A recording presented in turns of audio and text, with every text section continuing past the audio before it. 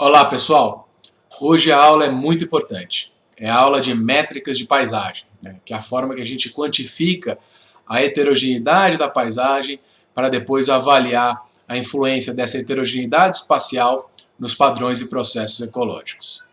Então, só para recapitular onde a gente está no curso, né? Então a gente viu as questões relacionadas à perda e à fragmentação do habitat, que são as grandes estruturações, os dois grandes processos que estão estruturando a heterogeneidade do habitat, obviamente em paisagens fragmentadas. Depois a gente viu as questões relacionadas à composição e configuração. E hoje nós vamos aprender a medir como quantificar essas questões relacionadas à composição e configuração. E a gente faz isso através das métricas de paisagem. Então nós vamos ter uma ideia geral como a gente calcula essas métricas de paisagem, que a gente calcula para os polígonos, para as classes e para a paisagem como um todo. E no final vamos terminar com um tutorialzinho para a gente calcular essas métricas, aprender a calcular essas métricas, e aí vocês podem usar esse mesmo esquema de análise para qualquer paisagem, né?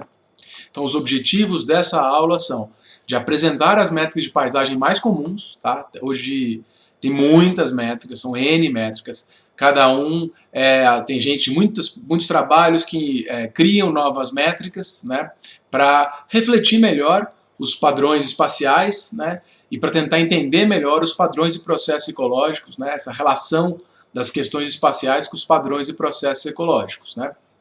Eu vou dar algumas sugestões de uso também, mas não existe regra geral, assim, use sempre essas aqui. Lógico que tem as mais tradicionais, tem outras que são mais complexas, às vezes a gente tem que escolher métricas muito particulares, e eu sempre costumo brincar que um dos grandes problemas é o select all, né? Selecione tudo ali, rode tudo, isso é um grande problema, né? Às vezes a gente pega trabalhos, principalmente na consultoria ambiental, onde a pessoa rodou um monte de métrica ali, apresenta aquelas tabelas com um monte de resultados, mas na verdade a gente não consegue entender o que tem. Vocês vão ver que muitas métricas apresentam valores iguais quando em situações totalmente diferentes, né? Então a gente precisa entender muito bem o que a gente está fazendo para escolher métricas muito bem escolhidas, muito relacionadas ao que a gente quer entender e ao ambiente que a gente está estudando, a paisagem que a gente está estudando, né? E para poder aí descrever melhor aqueles padrões espaciais, para a gente tentar entender os padrões e processos ecológicos relacionados com aquelas questões espaciais, né? Então essa seleção de métricas, que é o segundo objetivo e é muito importante, porque ler sobre as métricas vocês podem ler em qualquer lugar, mas entender alguns dos problemas da seleção de algumas dessas métricas talvez seja um pouco mais difícil, e eu quero dar uma passada geral sobre isso hoje. Então, as métricas de paisagem, elas são usadas para avaliação de mapas categóricos, né? O que seriam isso? São mapas que têm classes definidas, né? E nessas classes, a gente tem vários tipos de mapas categóricos. Por exemplo, tem um mapa aqui da esquerda, que são os mapas de ilhas, que é o mata zero, vamos dizer assim, né? Que aquelas ilhas imersas que a gente viu na biogeografia de ilhas, por exemplo, são as ilhas imersas em água, não é habitat, não é nada ali. Tem um modelo de mancha corredor matriz, que nós já vimos anteriormente também na descrição de paisagens, né?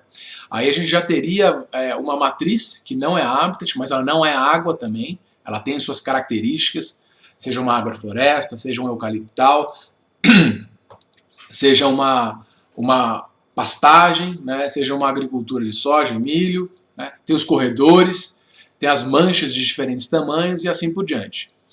E tem o mosaico, né, que seria o mapa mais complexo, onde a gente tem diferentes matrizes, onde a gente coloca as características da matriz. Ali a gente tem um eucaliptal, ali a gente tem um pinal, né, um pinheiral, ali a gente tem um eucaliptal, aqui é uma pastagem, aqui um sistema agroflorestal, aqui é um fragmento de determinado tamanho, aqui tem um lago, aqui tem um rio, e assim por diante. A gente coloca características, ou dá mais detalhes daquela paisagem, mas sempre composto por polígonos, né? Porque são aqueles mapas categóricos. Cada uma dessas cores aí, nesse quadrinho da direita, tem a sua característica, tem a sua classe. Um é pastagem, o outro é agricultura do agronegócio, outro é tomate, outro é eucalipto, o outro é pinos, assim por diante. O que é diferente dos mapas que a gente chama de mapas contínuos, né? Então a gente tem na esquerda um mapa mata, não mata, né? Ele é o verde ali e fora do verde é o branco, né? Não tem nada. Eu coloquei a borda em preto só para a gente conseguir delimitar isso e voltar lá no mapa da direita, que eu já vou chegar em instantes. No mapa central, a gente tem o que a gente chama de mapa não categórico contínuo. Lógico que foi só para ajudar a explicar, porque ele não é realmente um mapa categórico assim na origem, né? Porque eu simplesmente transformei ele em contínuo em função dos mapas binários. O que é isso? Esse mapa vocês vão ver que tem tons de verde, entram no amarelo e chegam no laranja, certo? Isso está mostrando que nem toda mata, que é o verde no mapa binário da esquerda, é uma mata igual. Tem uma mata que está super perto da borda. Tem matas que já estão lá no interior, mais distantes.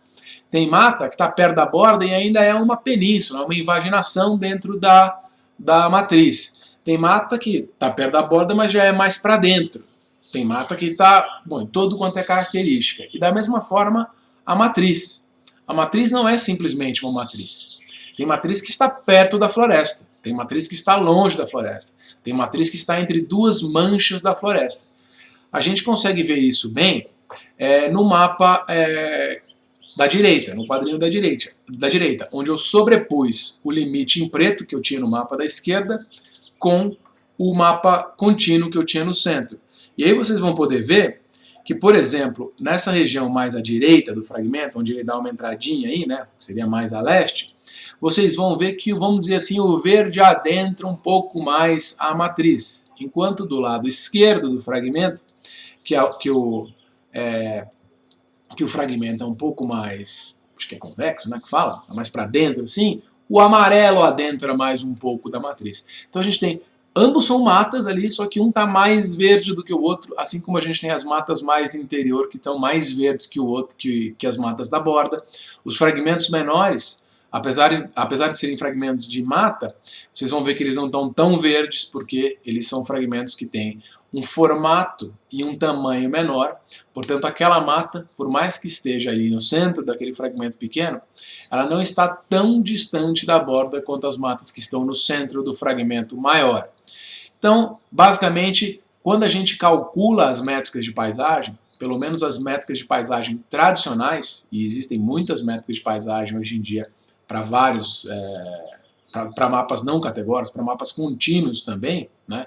Mas em geral, as métricas mais comuns de paisagem são para mapas categóricos. Esse slide aqui era para exemplificar o que é um mapa categórico e o que é um mapa contínuo, e aqui a gente consegue ver aí um detalhe daquele mapa, mostrando como as áreas de mata entram para dentro, ou as áreas de matriz, como as áreas de mata avançam para fora, ou a influência dessas matas, e como essa linha que é a divisa aí em preto, na verdade, tem muita coisa aí envolvendo, porque a gente tem esse mapa um pouco mais contínuo.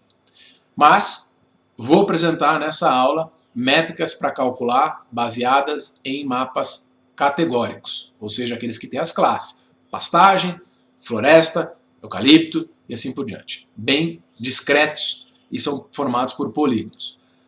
Pretendo gravar um vídeo para cálculo de métricas e mostrando algumas métricas para mapas contínuos mais para frente no curso. Bom, baseado nesses mapas categóricos, o que a gente tem? A gente tem 3 níveis para se calcular as métricas espaciais. O primeiro nível de heterogeneidade, que a gente pode calcular métricas, é o nível do polígono. E a gente pode calcular uma série de métricas para cada um desses polígonos, né, que são a unidade básica desses mapas categóricos. É um polígono de pastagem, é um polígono de floresta, ou PET, às vezes, né, trazendo do inglês, né, e boa parte dos programas vão calculam métricas de paisagem, são em língua inglesa, então o PET é essa questão desse polígono. Esse fragmento de mata, por exemplo, ou esse pasto aqui, ou esse PET de agricultura e assim por diante. O segundo nível de heterogeneidade, onde a gente calcula métricas, é o nível da classe. O que é a classe? É o conjunto de polígonos de mata, por exemplo. esse conjunto de polígonos de mata tem características, né? Eu tenho 10 polígonos de mata. Nesse caso aí eu tenho 5 polígonos de mata. Alguns grandes e alguns pequenos. Um mais alongado e assim por diante. Mas eu tenho o quê? Eu tenho, para a métrica de classe, ou seja, para esse nível, eu tenho 5 polígonos, né? Esse é um dado para a classe. Eu tenho essa quantidade de mata dividido em 5 polígonos. E a gente tem o nível de heterogeneidade que a gente mede, que é o nível da paisagem. E aí a gente vai ver quantas classes tem nessa paisagem, qual é a diversidade, da mesma forma que a gente calcula índices de diversidade para as espécies, né, como as espécies estão organizadas, né, no determinado local, a gente pode calcular como as classes de paisagem estão organizadas, né, como as classes de uso e cobertura do habitat estão organizadas na paisagem.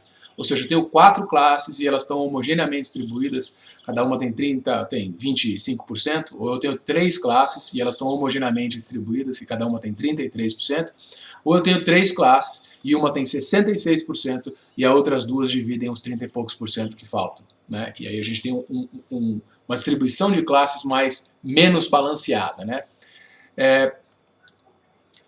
Então, em geral, as métricas de paisagem elas quantificam a estrutura espacial de um determinado local, focando principalmente em 2 questões: composição e configuração. A gente já viu isso nas aulas anteriores, mas é importante a gente frisar.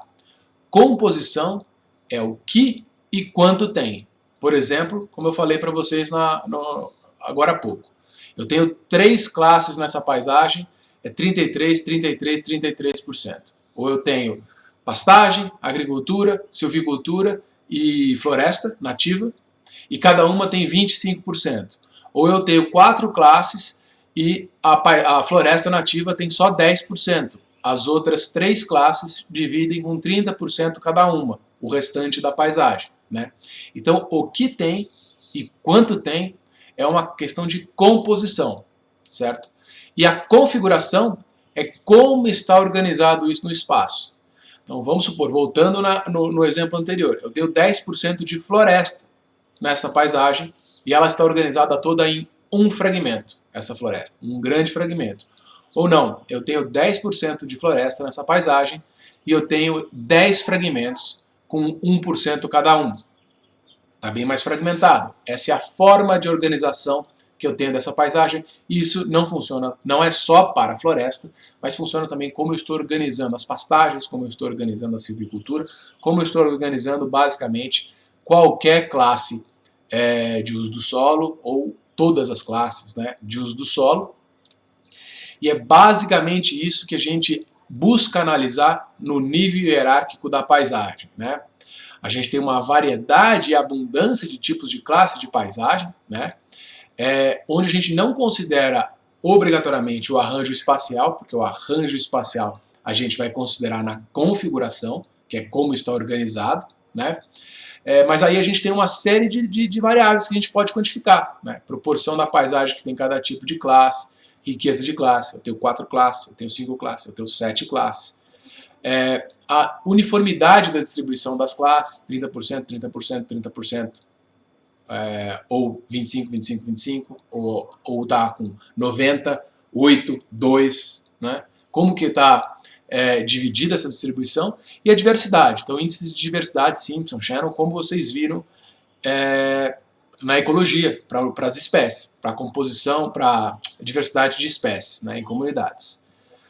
Esse mesmo esquema é utilizado para paisagem, são os mesmos índices, que na verdade eles medem a entropia, né, como você está organizando ou desorganizando aquele número de espécies e número de indivíduos, né.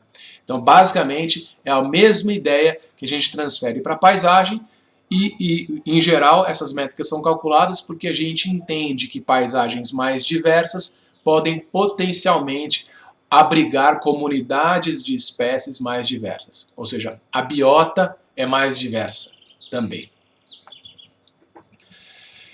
Com relação à configuração, basicamente, o que a gente tenta avaliar é o arranjo espacial do que a gente tem. Então é a posição daquilo, é a orientação na classe, né, ou na paisagem, onde está, para onde está onde está conectado, se tem corredor, se não tem, o tamanho dos fragmentos, são 3 fragmentos ou são 2 fragmentos, se eles estão conectados, se eles estão longe um do outro, como estão, e assim por diante. A gente tem muitos índices para descrever a estrutura espacial da paisagem. Tá? Só que a maior parte desses índices são baseadas em poucas características, poucos parâmetros da paisagem, mas eles apresentam nuances, né? E essas nuances vão permitir a gente avaliar paisagens de maneira diferente em função do índice que a gente está escolhendo. Por outro lado, a maioria desses índices eles são altamente correlacionados. Por exemplo, 2 índices que eu vou apresentar, a área do fragmento e a área core. Em geral tem um R de 98, 0,98, 0,99, porque eles são em geral muito correlacionados.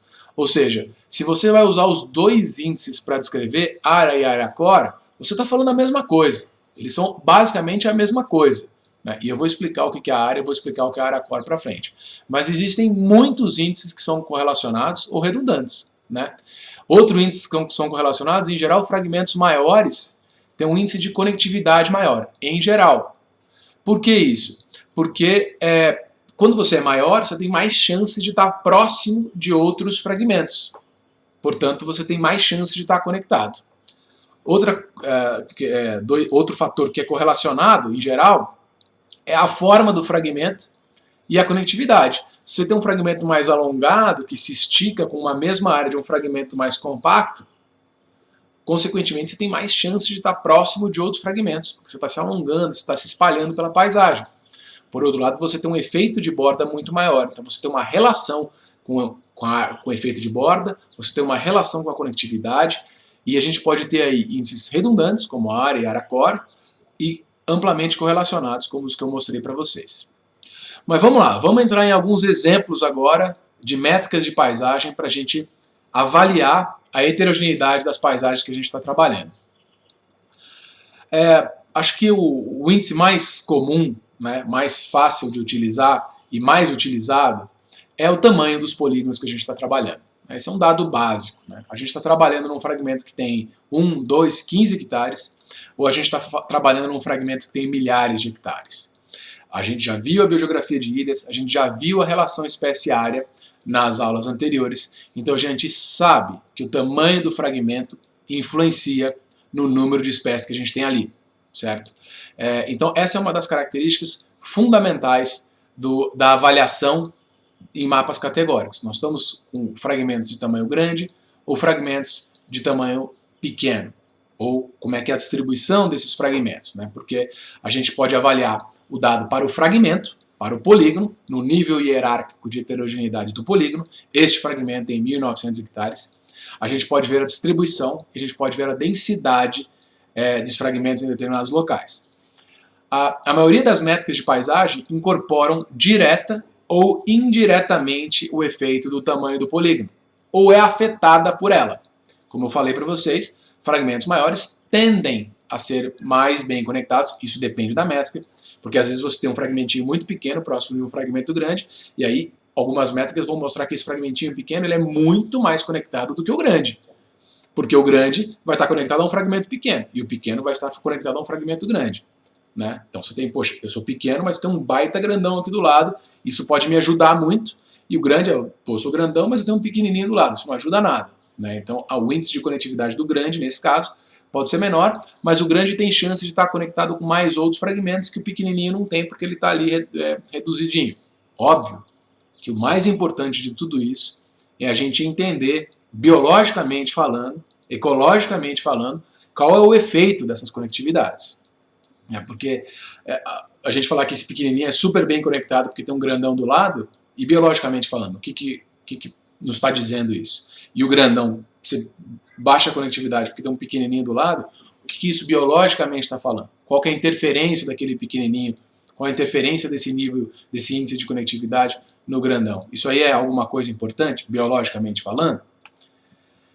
Então a gente pode representar, né, o tamanho do fragmento mostrando, por exemplo, na paisagem quais são os tamanhos de fragmento, e aí fazendo fragmentos grandes em verde, fragmentos médios em amarelo e fragmentos pequenos em vermelho, por exemplo, e aí a gente tem espacialmente a distribuição desses fragmentos desse tamanho de fragmento, né? E aí dando essa quantificação no nível do polígono, ou a gente pode ter uma distribuição dos tamanhos de fragmentos nessa paisagem de análise, né? Então, e aí a gente pode ter o range, né, que é a variação, tem desde de fragmentos de 30 e poucos hectares até fragmentos de quase zero, de 0,1 hectare. Isso obviamente depende da nossa resolução de análise, como a gente já viu nas aulas anteriores, e vocês devem ter visto em 7.3 também, em geoprocessamento. A gente tem a média, a gente tem a mediana, né? E aí tem dados importantes, né? Muitas vezes as pessoas escolhem a média, porque a média todo mundo meio que sabe o que é, mas às vezes a gente é levado a achar que a média é alguma coisa que não é. Principalmente quando a gente fala de distribuições que são skewed, né, que são meio esticadas para o lado, para um dos lados. Como é o caso dessa distribuição que está na imagem aqui, onde a gente tem essa parte que ela é puxada, é alongada um pouco para a direita. Isso é, em geral, o que a gente tem. A gente tem poucos fragmentos grandes e muitos fragmentos pequenos. Isso, em geral, é o que ocorre. Só para vocês terem uma ideia, na Mata Atlântica como um todo, mais de 84% dos fragmentos são menores do que 50 hectares. São 246 mil e poucos fragmentos. Mais de 84% dos fragmentos são menores que 50 hectares. E a gente tem um 0,0000x% que é maior do que 500 mil hectares. Então a gente tem 1, 2, 3 fragmentos no máximo, tem mais de 500 mil hectares. Ou seja, tem pouquíssimos fragmentos grandes e um monte de fragmento pequeno. Então, às vezes, a média, representar a média é muito puxada, influenciada por esse monte de fragmentos pequenos. Então, às vezes, a gente tem que analisar se a média é uma melhor representação, se a mediana é uma melhor representação, ou se os fragmentos maiores são uma melhor representação, se o máximo, se a variância, se o range aí, né, o que representa melhor a nossa paisagem. A média, às vezes, a gente joga um número médio lá que não diz muita coisa, porque muitas vezes, uma vez eu peguei para analisar uma paisagem na Amazônia, e a gente tinha a média de fragmentos, era por volta de 70, 80 hectares. Só que a gente tinha 4 fragmentos que eram muito maiores, de 600, 700 mil hectares, fragmentos com mais de 1 milhão, e outro fragmento conectado em todo o grande maciço da Amazônia. Então, o que caracteriza aquela paisagem? São aqueles 400, 500, 600, milhares, às vezes, fragmentos de tamanho de 80 hectares, ou aqueles 4, 5, 6 fragmentos de 600, 700, 1.000 hectares, ou até o fragmento que pega todo o contínuo da Amazônia. O que está caracterizando melhor aquela paisagem, né? Ou apresentar a densidade também é outra opção, menos utilizada, né? Um número médio, mediano é mais utilizado, mas o número de polígonos por unidade de áreas dá uma ideia de densidade, dá uma ideia de como é que está essa quantidade de polígonos por área. Outra questão bem importante são as bordas. A gente escuta falar muito das bordas, tal. As bordas são fenômenos dependentes, é um fenômeno dependente da espécie, né? É dependente do fenômeno que a gente está estudando. Por exemplo, matas secundárias aqui na Mata Atlântica tem um efeito de borda muito reduzido. Se é que tem. Tudo é borda, na verdade, né? Porque a gente está regenerando, aquela floresta está regenerando no claro, no aberto, né? Por outro lado, tem espécies que evitam sim a borda, né? E tem espécies que vão na borda, que vão até em áreas abertas. Então a gente tem todo esse gradiente. Então quando a gente vai medir borda e medir o efeito de borda, a gente tem que entender muito bem o que é esse efeito de borda. E aí nós vamos agora tentar entender um pouco melhor o que é isso, né? Então, esse aqui é o trabalho do Gascon e de colaboradores, tem o Gustavo Fonseca também, tem uma série de pessoas que trabalharam nesse trabalho, publicado na Science em 2000, mostrando que muitas vezes as bordas andam, e eu vou tentar mostrar isso para vocês. E, de novo, lá eles estão trabalhando predominantemente na Amazônia, com matas primárias, onde você abre uma clareira do lado, certo? Você desmata aquilo, em geral para formar pasto, tem alguns locais, como no nordeste do Mato Grosso, no leste do Pará, que já estão com uma infraestrutura de transporte melhor e que o desmatamento está ocorrendo direto para virar soja, né, para virar agricultura, Tem alguns poucos locais que virou silvicultura, mas a maioria dos locais, o processo tradicional vira pasto para depois virar agricultura, que a agricultura dá muito mais dinheiro.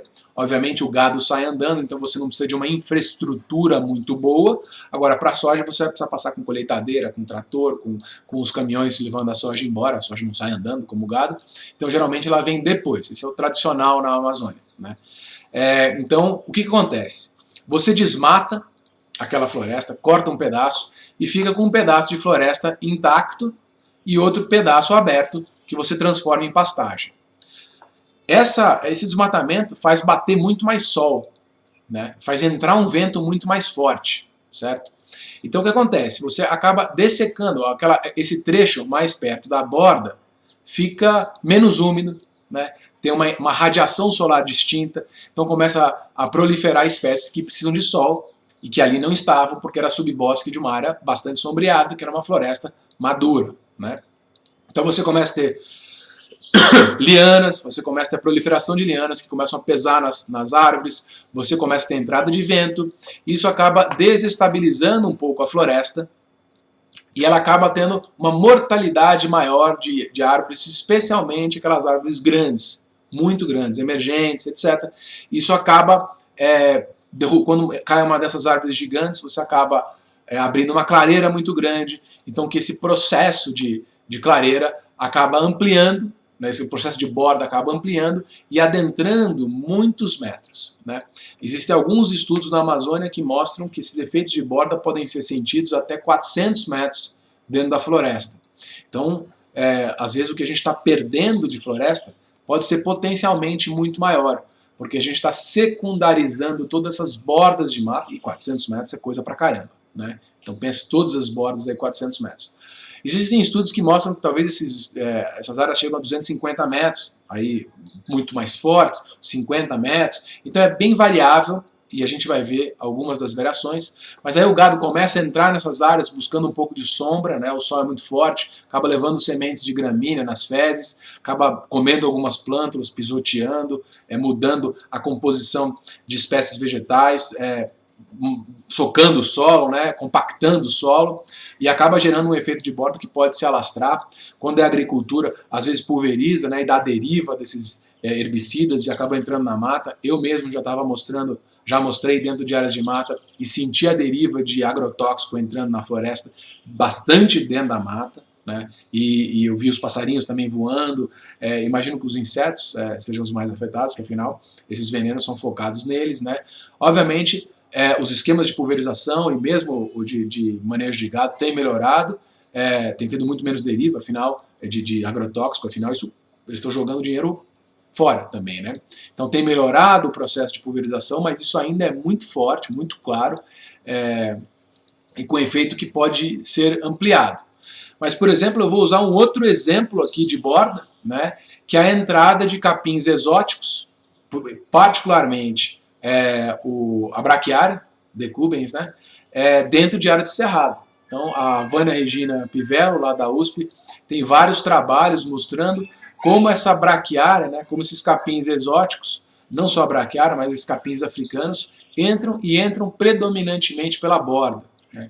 No cerrado a gente também tem invasão, e isso acontece para áreas de mata degradada também, mas no cerrado a gente tem muita invasão por pinos. Nas áreas de mata a gente tem invasões por palmeiras exóticas, australiana, né, Arcantofênix. A gente tem uma série de invasões e essas invasões são particularmente mais intensas na borda, né. Aqui em Itapeva, em algumas estações ecológicas que a gente tem aqui, a gente tem estações experimentais ou unidades de conservação de fitofisionomias mais abertas. A gente tem estações experimentais ou projetos de silvicultura de pinos, e a gente tem uma invasão muito grande nas áreas de borda para essas áreas, né. O pinus é disperso, muito bem disperso pelo vento, então obviamente isso cai em função da distância para a borda, mas basta você ter um indivíduo lá a 500 metros que está começando a dispersar de lá, né. Então essa borda vai entrando também para as áreas de pinos, de áreas abertas, cerrado, né. Ela vai invadindo assim como as bordas de mata. Mas o que a gente tem, né, é que muitas vezes essa borda varia em função do uso do solo que a gente tem. Por exemplo, a agricultura e a pecuária muitas vezes pode ter um efeito de borda maior em florestas do que a silvicultura de eucalipto, por exemplo. Existe até um projeto no Pontal do Paranapanema, da ONG IP, que eles falam que esse projeto é chamado de Abraço Verde, que eles plantam 4 ou 5 ruas de eucalipto no entorno dos fragmentos, de forma, por exemplo, ao gado usar o eucalipto para sombrear, do eucalipto proteger um pouco a entrada de luz solar nas matas, do eucalipto proteger um pouco a entrada do vento nas matas, e com isso tentar reduzir o efeito de borda. Tá? Então são estratégias que se busca para reduzir o efeito de borda. Mas para esse tipo de questão, por exemplo, o eucalipto pode ser um bom muro para reduzir um pouco, para proteger um pouco, apesar de ter poucos dados que suportam isso, mas tem uma lógica racional e alguns dados já que suportam, tem mais necessidade de mais estudos para a gente avaliar isso mesmo, mas aparentemente ele funciona como um bom protetor das bordas aí, para evitar que esse efeito de borda se multiplique para dentro. Eu vi recentemente um corte de eucalipto aqui em áreas grandes, aqui, bem intensificadas, e eu pude ver que o padrão da borda da nativa, né, aí era uma borda que já existia e foi plantado o eucalipto, mas o eucalipto demora, né, tem seu ciclo, sua rotação aí longa, deu para ver que o padrão da borda da mata nativa era estilo um padrão muito mais com mata primária, onde você vê os troncos. Quando você tem a borda para pastagens, para agriculturas, você não vê os troncos. Você tem aquele monte de herbácea, arbustiva, liana fechando, né, e que você não consegue ver as árvores, os troncos das árvores, e nessa não, eles tiraram o eucalipto e deu para ver, e o pinus também, deu para ver claramente, em caso de pinus também, né, e deu para ver claramente que você tinha uma redução, pelo menos daquela tentativa da floresta de segurar, que são essas áreas aqui mais em verde claro, né, essas herbáceas aqui, essas arbustivas aqui, que se formam para tentar reduzir o efeito de borda. Então, o uso do solo influencia muito o efeito de borda, mas não só o uso do solo, né? A direção, às vezes a gente tem, se a gente tem um problema de dessecação, esse efeito de borda pode ser maior para, no caso aqui da nossa região e do hemisfério sul em particular, pode ser para o leste, para norte e para o oeste, onde a gente tem uma maior incidência solar. E para o sul a gente tem um efeito de borda menor, se os efeitos de borda principais estão sendo sentidos por causa da insolação. Às vezes tem vento predominante e a gente tem uma força de vento aí derrubando, gerando um processo de borda muito maior para um lado onde o vento é predominante. E assim por diante, quer dizer, às vezes tem características que a gente nem pensa muito bem e que podem influenciar o efeito de borda, né, a largura ou a intensidade desse processo nos diferentes locais. Mas em geral, via de regra, ambientes secundários têm um efeito de borda menor, né, sofrem menos com a questão de borda, porque eles já são adaptados, um pouco melhor adaptados a isso. Então, o contrário da borda, né, é a área core, que é a área livre desse efeito de borda. Como eu falei, a borda é variável, então a área core, na profundidade de onde começa a se contar a área core, é também variável, né? Então, essa área core ela acaba agregando 3 métricas. Uma delas é o tamanho do fragmento. Se o fragmento for pequeno, ele não tem área core. A outra é o formato, e a gente vai ver no próximo slide que o formato interfere muito na área core. E o terceiro é a borda, né? Se a gente tiver, então, um efeito de borda reduzido, porque a gente tem, por exemplo, um sistema agroflorestal no entorno, e a gente tem um efeito de borda bastante reduzido, essa área core vai ficar muito próxima da área total do fragmento. Agora, se a gente tem uma borda maior, mais intensa, porque a gente tem um uso do solo que está fazendo essa borda ser mais intensa e mais longa, né, adentrando para dentro do fragmento, aí essa área core é menor. Então, já que a gente falou de forma, né, quer dizer, a geometria dos polígonos, se ela é regular, mais quadrada, mais circular, né, ou se ela é mais alongada, ela é muito importante. Hoje em dia, a gente tem uma tentativa de restaurar as APPs, né, os riachos, então muitas vezes a gente vê fragmentos como esses aqui da direita, que eles estão alongados pelos rios, que ele quase não forma a área core, como a gente acabou de ver. Então aí está o formato interferindo na área core. Porque eles são alongados, eles vão só 30 metros de largura ali de um lado do rio, às vezes dos dois lados do rio, às vezes dá uma alagadinha num lugar onde está um pouco mais alagado, que o produtor aí, que o proprietário não usou, às vezes encontra fragmentos maiores, né? A gente vai ver que esses fragmentos aí têm uma importância na conectividade da paisagem muito grande, eles são excelentes corredores, só que a gente precisa ter fragmentos para ligar para o corredor, então não adianta ter só esses fragmentos aí alongados. Por outro lado, os fragmentos maiores eles têm uma capacidade, regulares e de bom tamanho, têm uma capacidade de manter populações muito melhores, né? O ideal seria que a gente tivesse uma série de grandes fragmentos bem conectados por corredores e que esses corredores fossem o mais largo possível, né? Pensando no mundo ideal. Mas em geral a gente tem essas características que são os fragmentos que variam em formato, né? E esse formato, né, ele é difícil de medir, mas eles são mais difíceis de ranquear, saber o que é melhor, o que é pior, porque eles são muito influenciados pelo tamanho do fragmento, né? Um fragmento maior tende a ter um formato um pouco mais, né, um bracinho para lá, uma península para lá, né?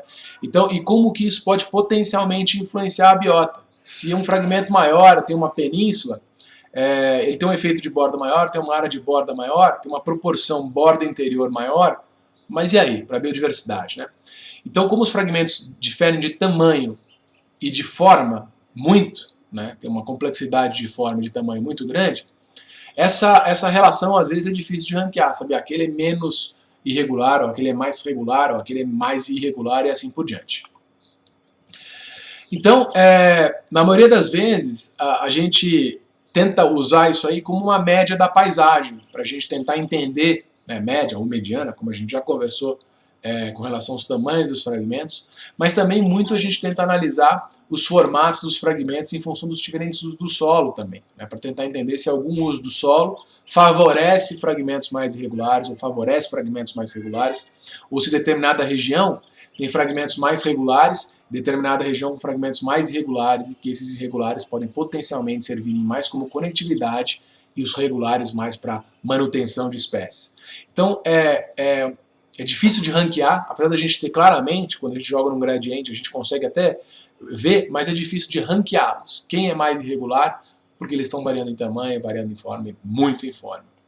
Uma das formas, uma das medidas, né, uma das formas para calcular a forma, né, uma das medidas para a gente calcular a forma dos fragmentos é a relação perímetro-área, ou a dimensão fractal, ou padronizar para o formato mais simples, né? Então a perímetro-área é bem comum, a gente basicamente conta os lados, né, entre aspas, conta os lados e divide pelo número, né?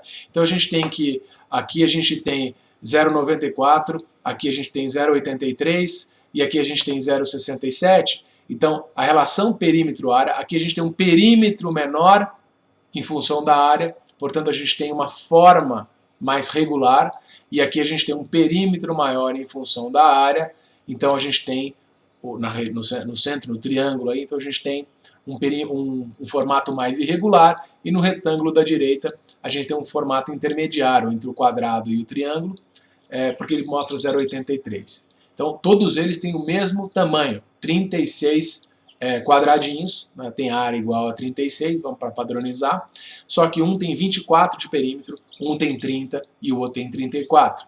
Ou seja, o 34 por 36 é mais irregular do que o 30 por 36, que é mais irregular do que o 24 por 36. Então, quando a gente tem todos com 36 quadradinhos, fica mais fácil da gente ranquear. Mas a dificuldade é que um tem 36, o outro tem 72, o outro tem 10, o outro tem 5, o outro tem 1000, o outro tem 5000 e assim por diante. E aí começa a ser um pouco mais complexo, até porque a área sobe quadraticamente, né? Ela é elevada ao quadrado e o perímetro é linear, então a área começa a subir ao quadrado. Então 1 vezes 1 é 1, mas 2 vezes 2 é 4, 4 vezes 4 é 16, então ela começa a subir quadraticamente, subindo muito, e o perímetro continua, 1, 2, 3, 4, continua subindo linear. Então tem tentativas de tentar padronizar um pouco mais, que é através da dimensão fractal, ou pensando, se a gente pegar os x quadradinhos que tem nesse fragmento, nesse polígono, e a gente tentar deixar ele, por exemplo, o mais circular possível, quanto seria a quantidade de borda? Ou o mais quadrado possível, quanto seria a quantidade de borda? Seria tanto. Então, e quanto tem de borda aqui?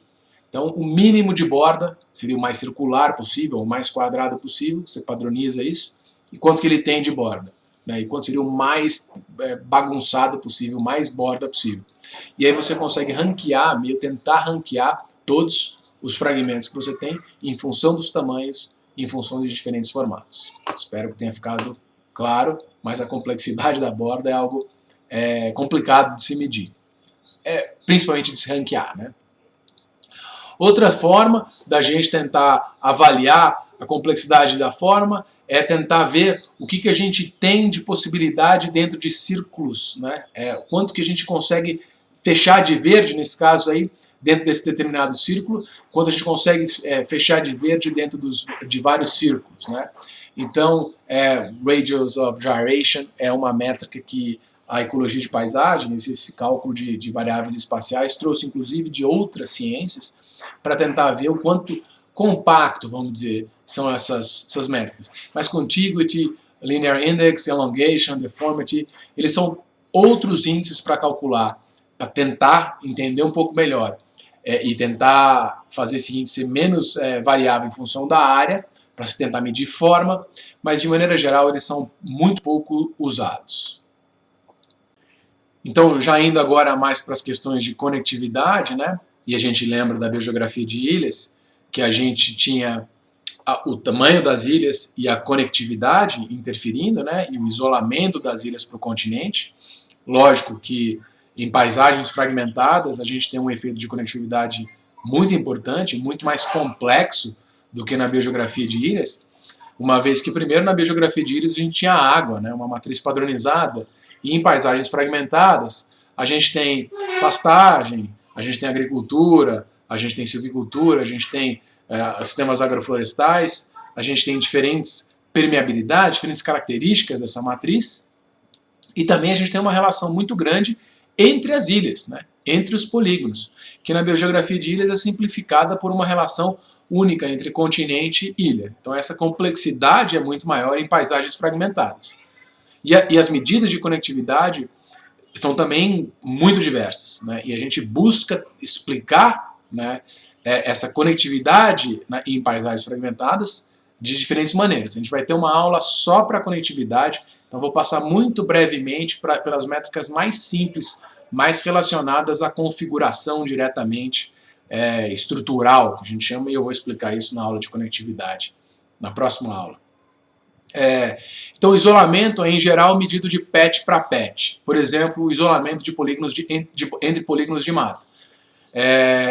Ou pode ser medido para patch, para diferentes tipos de classe, né? Para diferentes classes. Por exemplo, o isolamento de polígonos de sistemas agroflorestais para polígonos de mata. Em geral, os sistemas agroflorestais conseguem manter uma biodiversidade muito maior do que outros sistemas produtivos, muito maior, mas essa biodiversidade também é relacionada à distância desses sistemas agroflorestais a áreas de mata de verdade, né? Áreas de habitat nativo. Ou seja, eles conseguem manter muito mais espécies e ainda, se estiverem próximos de matas, tem muito mais espécies, quase até muitas vezes, dependendo do sistema agroflorestal e da proximidade com mata, muito similar às áreas de mata, né?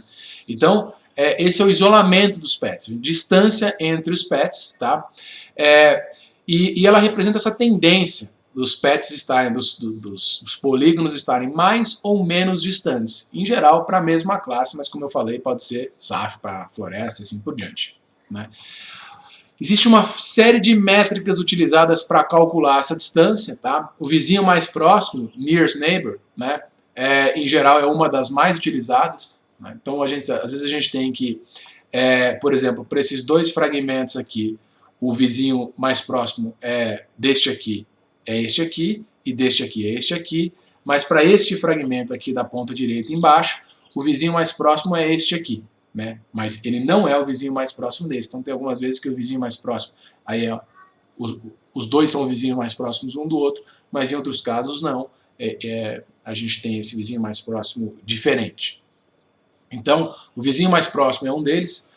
A distância entre vizinhos dentro de um determinado raio também é muito considerada, né? Então você pega a média ou a mediana, alguma medida dessa que caracteriza essa distância entre os fragmentos dentro de um determinado raio de procura, e você pode incluir as áreas dos fragmentos dentro dos raios de procura, ou essas áreas que extrapolam os raios de procura também. Então existe uma série de formas de calcular isso, né?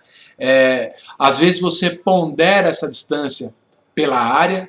Uma coisa é você estar 10 metros, 20 metros, 100 metros de um fragmento pequeno, outra coisa é você estar nessa mesma distância de um fragmento grande. Então você pondera essa distância pela área. Mas, em geral, essas métricas de isolamento e de proximidade, elas se baseiam muito nas ideias e nas análises espaciais de dispersão de pontos, né? E ela pode basicamente ser regular, né? Ou seja, uniformemente dispersa ali na região, agrupada, apresentando agrupamentos, às vezes ele pode ser um agrupamento único, ou pequenos agrupamentos na paisagem, ou ao acaso, né? Dispersos aí de maneira ao acaso. E a maioria das métricas que envolvem essa questão de distância, essa questão de isolamento, são baseadas em alguma forma de calcular a distância entre esses pontos, sempre baseando nessas três características: uniformemente, mais agrupada ou ao acaso na paisagem, portanto não tendo um agrupamento, né? O oposto de agrupamento. E a gente tem as métricas aí de contágio e interspeção. Não sei se essa tradução interspeção aí tá boa, mas basicamente é a tendência dos polígonos estarem mais agregados, né? O contágio mede na escala do pixel, né? Qual que é a chance que a gente tem de organizar esses pixels aí para estarem mais ou menos agregados, enquanto a interspeção é baseada no polígono, né? E seus polígonos adjacentes. Então aumenta quando a paisagem é dominada por poucos grandes polígonos e decresce no lado oposto. Muitos pequenos polígonos, a gente começa a estar mais espalhado aí, portanto, diminui esse índice. A subdivisão, que é uma métrica associada à paisagem, associada à conectividade, mas muito mais relacionada com as métricas de fragmentação, com o quebrado você está. Então, essas três paisagens de baixo aí têm a mesma quantidade de habitat, mas eles estão fragmentados, menos nos da esquerda, intermediariamente no do meio e mais fragmentados no da direita, mas é a mesma quantidade do habitat. Veja como ele gera padrões diferentes, com a mesma quantidade de habitat que estão quebrados, né?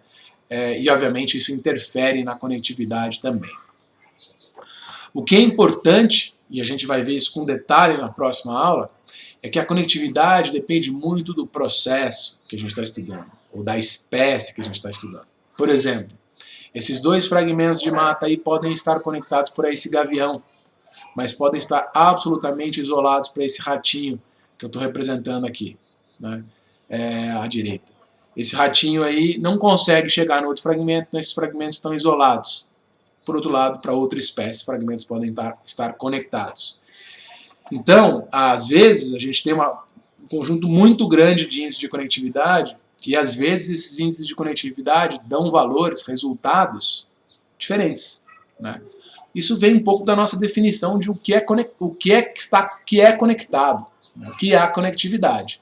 Por exemplo, a gente entende que conectado são duas áreas de mata unidas por corredor, por exemplo, e aí essa borboleta aí mostrando que ela consegue sair de uma área um pouco mais gordinha de mata, de um fragmento, usando um corredor, chegar a um outro fragmento. Isso é conectado?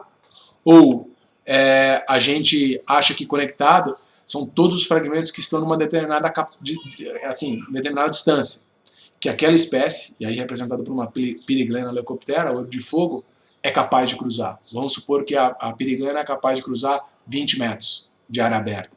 Então, se D1 aí, né, representado como essa distância entre esses dois fragmentos, se D1 for menor do que 20 metros, esses dois fragmentos estão conectados. Por outro lado, D2 é maior do que a capacidade de dispersão máxima, portanto, este fragmento aqui de baixo à esquerda está isolado, né? Essa Piriglena que está aqui nesse fragmento do meio, ou mesmo nesse fragmento da direita, ela vai e volta aqui nesses fragmentos quando ela quiser, ou quando ela precisar. Agora, ela não consegue chegar nesse fragmento aqui da ponta. Ou seja, tudo que está a uma determinada distância é conectado, está conectado, é diferente do corredor, né? Se você considerar só a conectividade por corredor, esses dois fragmentos aqui estão isolados. Se você considerar a conectividade por 20 metros de distância, e vamos supor que D1 é menor do que 20 metros, esses dois fragmentos estão conectados. Ou você vai usar uma função de decaimento, por exemplo, e aí o D1, os dois fragmentos aqui de cima, estão muito mais conectados, tanto para a piriglena, quanto para o sapinho, o Proceratops, né? Mas quando a gente vai para esse outro fragmento embaixo à esquerda, ele só está conectado para a ave. Para essa ave que tem uma capacidade de dispersão muito maior, portanto ela consegue chegar naquele fragmento. Mas o sapinho, que tem uma capacidade de dispersão menor, não consegue chegar nesse fragmento. Mostrando aí como a gente pode ter características diferentes em função do conectado ou não conectado, em função do processo que a gente está estudando, da espécie que a gente está estudando. Tá? A gente também pode considerar ele ponderado pelo tipo de matriz. Vamos supor que entre esses dois fragmentos aqui de cima, a gente tem uma matriz de uma agricultura intensificada, e que a piriglena, ou que esse passarinho, não consegue cruzar essa matriz intensificada. E vamos supor que aqui, para esse fragmento de baixo, apesar de ele estar mais longe, ele tem um sistema agroflorestal bastante permeável, bastante ecologicamente amigável, vamos dizer. Então, o que a gente tem é que, apesar da distância entre esses dois fragmentos aqui ser maior, esses dois fragmentos estão muito mais conectados, ou estão conectados, comparativamente a esses dois aqui que estão isolados, possivelmente porque essa matriz aqui é muito bruta, o bicho não consegue cruzar por ela, certo? Então essa é uma característica. E se a distância for muito grande, o sapinho pode até não cruzar aqui, né?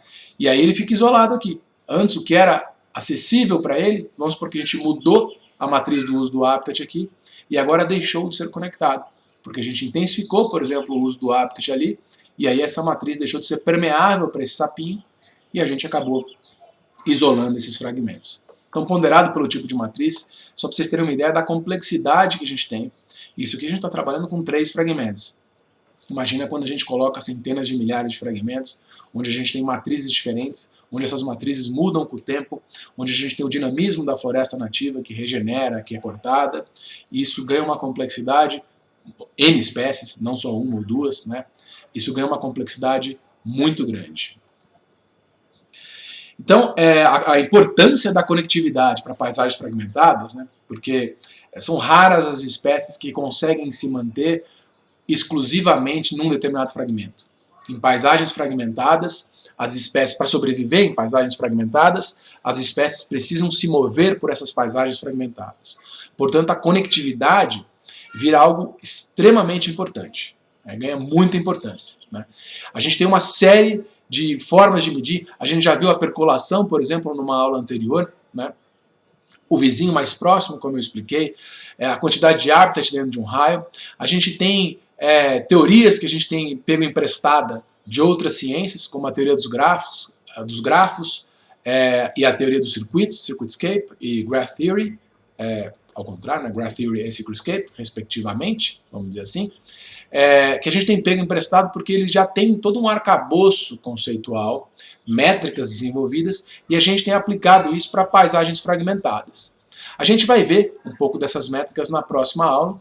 Essa aqui foi só um preview aí, do que a gente vai ver sobre conectividade, que é algo extremamente importante para a sobrevivência de espécies, manutenção dos processos biológicos, manutenção dos serviços ecossistêmicos, provisão dos serviços ecossistêmicos em paisagens fragmentadas. Porque os serviços ecossistêmicos dependem do funcionamento do ecossistema que é dado pelas espécies que a gente tem ali. Então, se a gente simplifica muito essas espécies, se a gente perde muito essas espécies em paisagens fragmentadas, a gente pode comprometer até o serviço que a gente precisa que funcione, e a gente está vendo acontecer isso em paisagens reais, fragmentadas, Brasil e mundo afora.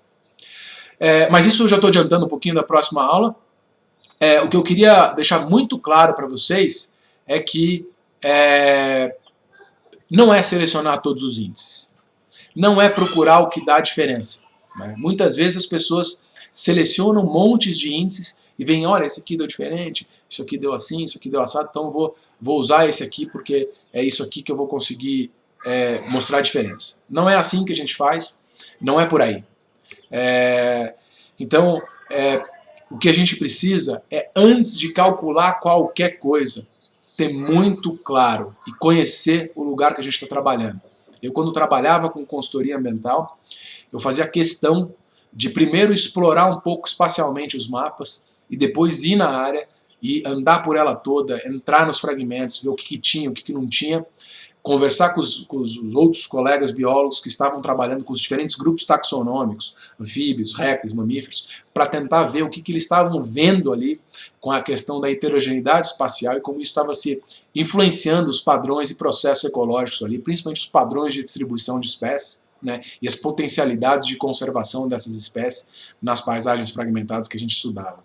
Era muito importante ir lá e sentir como é que está o efeito de borda, ver onde é que está a mortalidade, até onde está indo a mortalidade de árvores grandes, ver o que a gente tinha de bicho, e chegar cedo no fragmento e ver o que estava cantando. Por mais que às vezes eu não ia para um lugar que eu não conseguia, não identificava as espécies que estavam cantando, mas dá para saber se tem muito, pouco ou média. Né? Dá para tentar visualizar ou lembrar de alguma espécie que eu conhecia daqui da Mata Atlântica ou aqui de alguma região que eu conheço e falar, pô, isso aqui é espécie irmã, deve ser um pouco mais sensível. Ou tentar ver as espécies, ver pegada, sentir um pouco a mata para ver, para antes de calcular e de descrever o padrão. Né? A gente primeiro precisa ter um modelo na cabeça, na nossa cabeça, para explicar depois com o número. Né? Acho que o Charles Krebs tem um livro, num dos livros dele de ecologia, ele fala que pô, a matemática, o cálculo de métricas, a modelagem, ela é muito importante para a gente sistematizar o nosso conhecimento.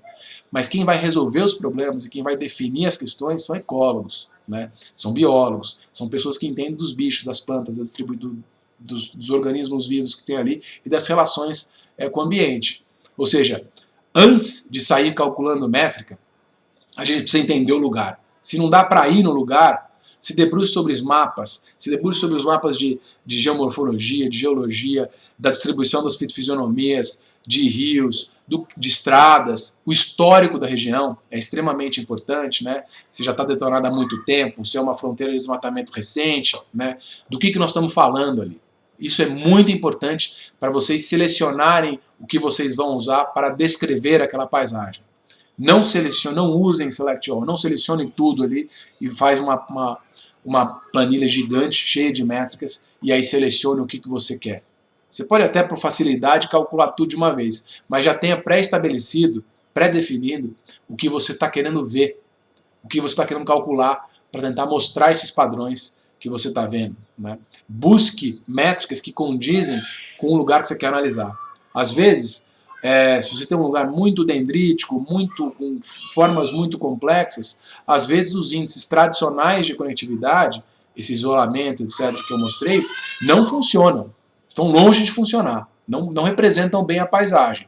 Então, é muito importante ter muito claro o lugar que você está trabalhando e as perguntas que você tem em mente. Como a minha espécie está vendo aquilo? Ou como o meu sistema, ou se é agricultor familiar, como o meu agricultor, como os meus agricultores estão vendo aquele sistema. Se a questão é de provisão de serviços ecossistêmicos, como aquele processo está respondendo, como aquele serviço responde ao que eu estou querendo entender, ao que eu estou querendo estudar. Isso é muito importante, muito mais importante do que sair calculando tudo aí e ver o que dá a diferença. Tá? Disso aí, principalmente a consultoria está cheia, mas não funciona. Tá? É importante, até as secretarias mandam de volta os relatórios e assim por diante, porque não adianta você sair calculando tudo e ver o que está a diferença. Não é assim que a gente faz. Okay? Então, percam tempo de entender o ambiente, percam tempo de entender a paisagem. Né? Perca tempo não, ganhe tempo, porque é assim que você vai explicar melhor aquele lugar. Sempre tentem ir no local, passar um tempo ali, entender aquele sistema, conversar com quem está amostrando, caso você não esteja amostrando. Se você estiver amostrando, tente sempre estar ali no campo e pensando, poxa, como que o passarinho que eu estou estudando está vendo isso aqui? Aquilo está conectado ou não está conectado? Tente ficar com o binóculo ali vendo. O sapinho que eu estou trabalhando, está conectado ou não está conectado? Ele está indo na área de borda? Ele vai embaixo de folha, na área de borda está tudo detonado, não tem folha grande para o sapinho ir? Ou a matriz cresceu em baúba, né? Então ele está passando por baixo daquelas folhas, está mais úmido, ou cresceu visma. O pessoal do PDBFF mostrou isso, eu já comentei isso com vocês. Tentar entender como aquele sistema está sendo usado pela tua espécie é extremamente importante. É isso aí, a gente vê na próxima aula sobre conectividade. e a gente conversa também na aula assíncrona. Um abraço, até a próxima.